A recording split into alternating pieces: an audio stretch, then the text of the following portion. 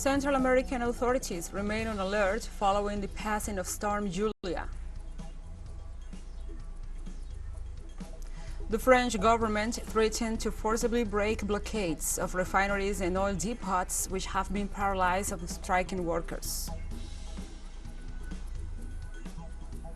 And also, numerous explosions again shake different regions of Ukraine, as attacks in Zaporizhia, Nikolaev, and Odessa, among other regions, have been reported.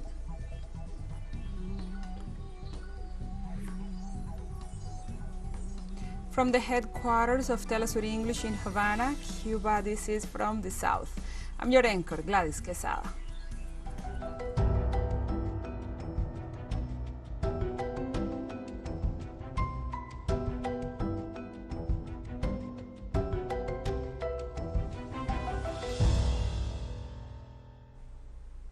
Now we begin with the news. On Monday, Tropical Depression Julia ripped through Central America, causing strong damages and deaths. According to the U.S. National Hurricane Center, Tropical Storm Julia is forecast to move westward towards the far southwest Gulf of Mexico during the next day or two, as heavy rains are expected over portions of southern Mexico, Belize, and Guatemala during the next couple of days. El Salvador registered 8 dead due to the storm. Over 1,000 people have been evacuated. Honduras declared 24 more hours of emergency after Storm Julia left rains and rivers swollen in most vulnerable areas. 10 of the 18 departments remain on red alert. Preliminary information reports on 3 dead following the storm. In Guatemala, flooded roads, crops, and homes are some of the consequences of Storm Julia, which also left at least 1 person dead.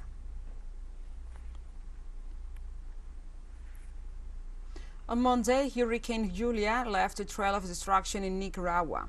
After 15 hours of battering, some 2,000 homes turned to rubble and 3,000 flooded. Over 1,500 families were affected when it passed through the Caribbean coast of the Central American country. As a Category 1 hurricane, the Vice President, Rosario Murillo, affirmed that there were no fatalities and that the wind and the heavy rains only caused considerable material damages. Vice President Murillo said that the number of affected people may increase in the next hours. Guillermo Gonzalez, the director of the National System for Prevention, Mitigation, and Attention to Disasters, detailed that over 600 shelters were set up in the area of Julia's direct impact.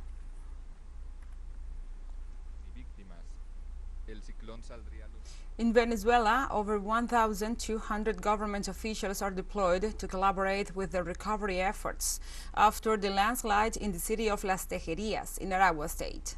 After a meeting of Vice President Delcy Rodriguez with members of the We Are Venezuela movement, the Social Protection System, the Bolivarian National Armed Forces, and other environmental entities, they agreed to work together in the rescue and restoration mission in the city. In this context, the Minister of Interior Relations, Justice and Peace, Remigio Ceballos, informed that so far they delivered around 300 tons of food and are coordinating the opening of shelters for the affected population. Ceballos also reported the death toll rose to 36.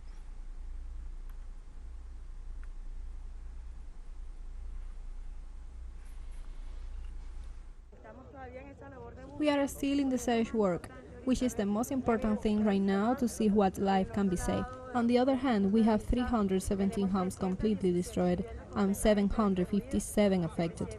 We are already in all coordination for the shelters, directly coordinated with the movement We Are Venezuela, the entire social protection system, our national Bolivarian armed forces, the commander of the CEO, the party, the streets leaders have helped a lot to raise information.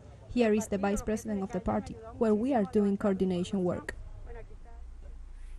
Also in Venezuela, President Nicolás Maduro Moros visited the affected areas of Las Tejerias following the heavy rains of the last hours. On his arrival, the Venezuelan head of state was received by hundreds of residents. President Maduro toured the areas most affected by the rains, including the sector El Beisbol. The Venezuelan president directed and accompanied the rescue and direct attention to the population of Las Tejerias, guaranteeing care to all the affected families. During his tour, President Nicolás Maduro highlighted the spirit of resistance and solidarity of the people to move forward.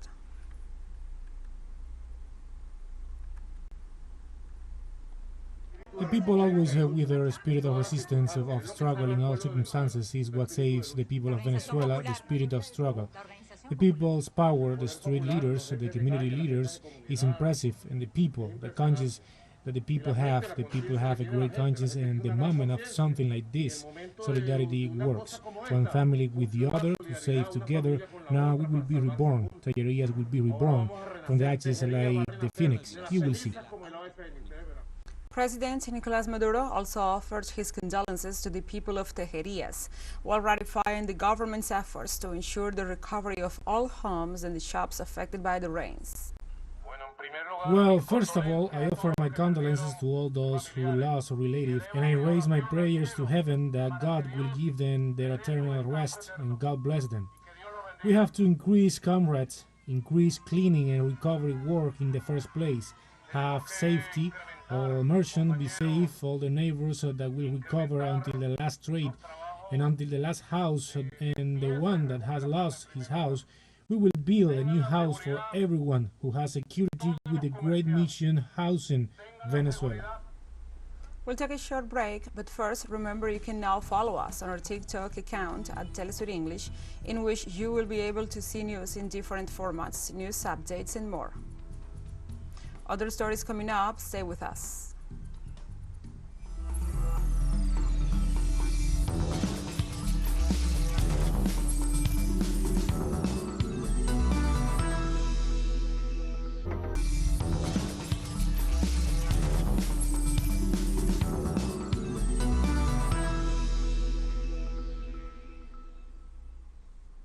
Welcome back to From the South.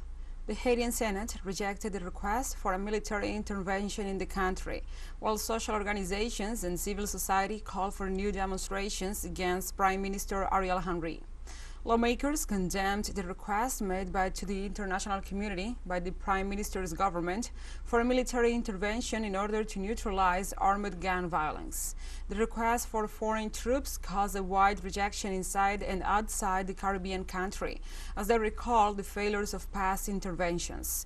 In this context, various popular organizations and civil society called for nationwide protests in rejection of Washington's support for Henry's interim government, considering that it will bring more misfortune to the Haitian people. Inciting violence because we're students, but we're denouncing that we cannot go on living in these conditions. If you look at the Haitian police force, there are no mixed-race officers. How many mixed-race people are motorcycle taxi drivers? How many mixed-race people are cab drivers? We are the first free black people. Today, food can no longer be a luxury for us. Water can no longer be a luxury. Health and security can no longer belong to just a small group of people. Security is for everyone. If Haiti is a paradise, it must be a paradise for everybody. But if it becomes hell, let it be hell for everybody as well. And Sucre, the capital of Bolivia, becomes the place for the 11th meeting of the Economic Complementation Council of the countries that make up ALBA TCP. The event began with a meeting of ministers and senior officials from the economic area of the member countries. They informed that the agendas will be addressed on the basis of the post-pandemic economic plan approved at the 20th Summit of the Alliance in 2021, which was held in Havana. In this context, local media reported that the previous Congress reaffirmed the commitments of the members of ALBA TCP to solidarity, cooperation, and complementarity to face the damages caused by the COVID-19 pandemic in economic matters.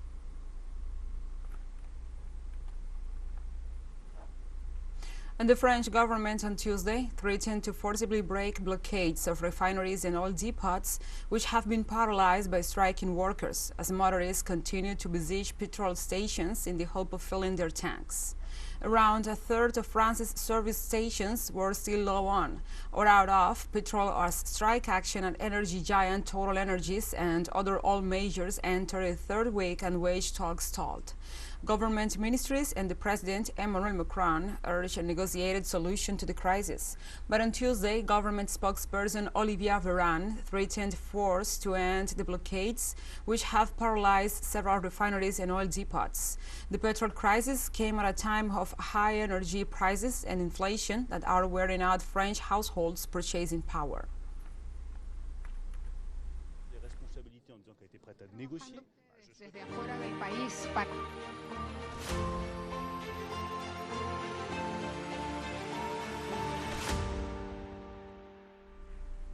Now we move on to other topics. Numerous explosions again shake different regions of Ukraine.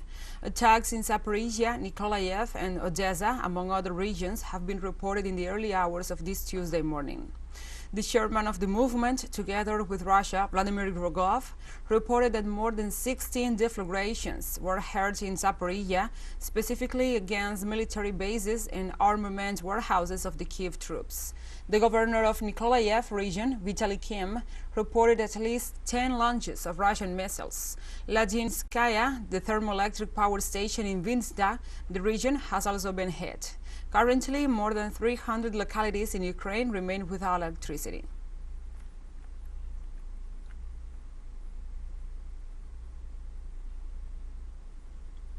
On Monday, at a meeting with military and security officials, Belarusian President Alexander Lukashenko said NATO and Ukraine were plotting an attack on Belarus.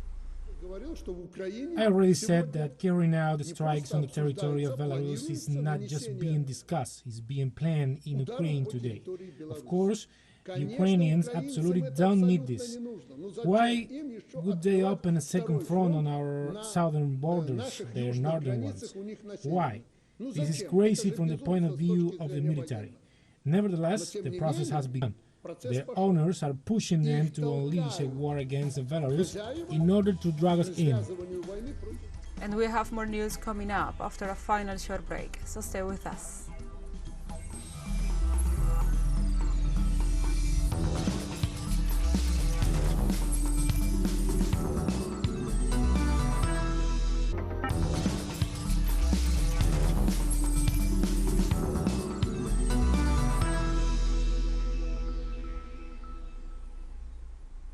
Welcome back to From the South. For the third consecutive day, the Israeli army keeps under forced lockdown the West Bank city of Enara, where more than 100,000 Palestinians live. The occupying army's action follows the shooting of an Israeli checkpoint by a Palestinian citizen. After the incident, Tel Aviv troops raided the Shufat refugee camp in search of the attacker and 2 other suspects. The mayor of Enara, Taha Rifai, claimed that Israeli forces continue to break into homes forcibly and illegally terrorizing families. Citizens denounced that Israeli soldiers have closed all access to the community, denying mobility to vulnerable people.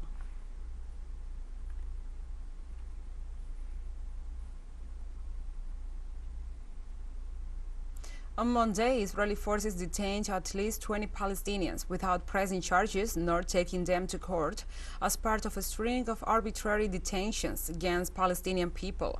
They were detained after joining a mass hunger strike by Palestinian prisoners against administrative detention. According to a spokesperson for the Palestinian National Authority's Prisoners Ministry, the hunger strike began on September 25th. With these latest arrests, the figure of Palestinians currently in administrative detention has risen to approximately 780, the highest figure since 2015.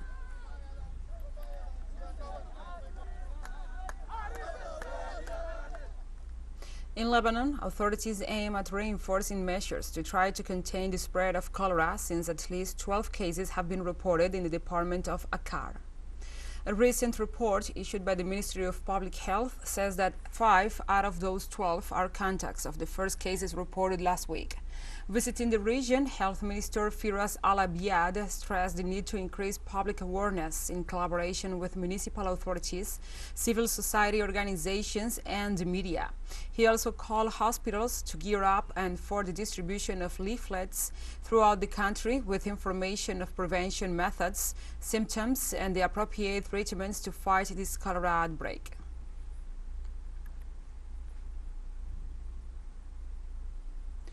In Syria, authorities denounce U.S. obstructions to the delivery of humanitarian aid to the people.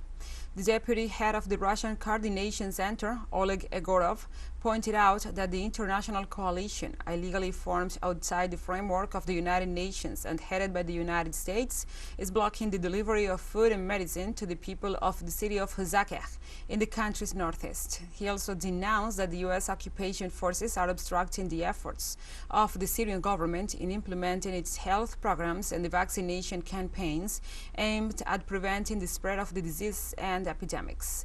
The officials declared that such practices contributed to the spread of diseases in some areas of the province, which increases people's suffering.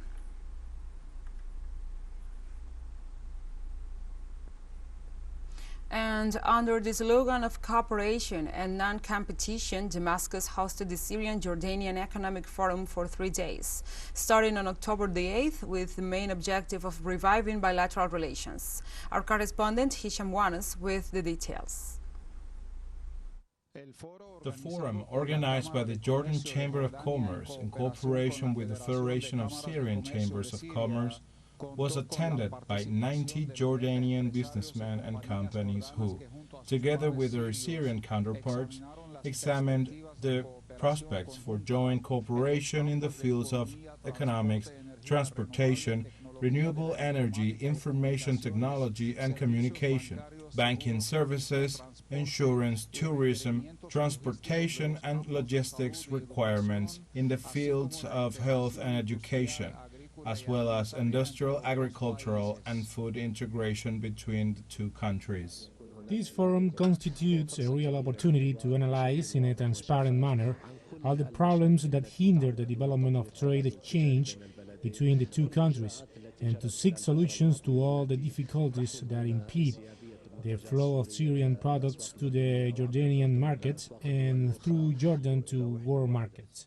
We seek through this meeting to achieve bilateral economic integration, especially in cardinal issues such as food security, so that we want to move away from competition and overcome difficulties in order to create a common market for the products of both countries, in order to compete with each other in world markets, to the benefit of the two neighboring peoples.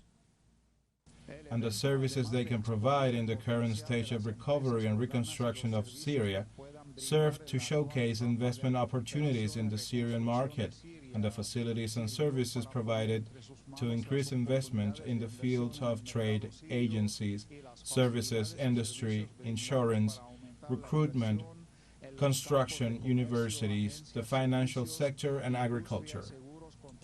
The Syrian economy suffers a harsh reality as a result of long years of war and due to the continuous blockade and Western pressure.